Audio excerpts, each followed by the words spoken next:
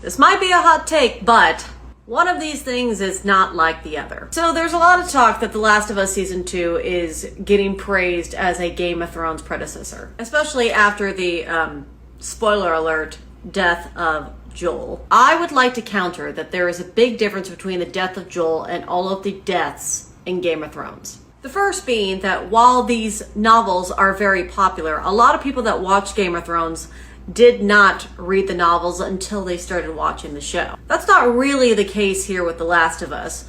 A lot of people were aware that there was major controversy with the second game that the season is based on, and it's been all over social media, something that Game of Thrones did not have at the time. So people knew this was coming. Another big difference between Game of Thrones and The Last of Us is The Last of Us, up until, I guess, now, was about a dynamic duo. Game of Thrones was a legit ensemble cast. So while there were plenty of shocking deaths that happened in Game of Thrones, there were still a plethora of characters that we imprinted on that we could stick with. And more importantly, the show took its time getting us acquainted with all of the different characters. We just got introduced to these new characters that now have to carry the show with Ellie. I'm not saying it's impossible, I'm just saying it's harder.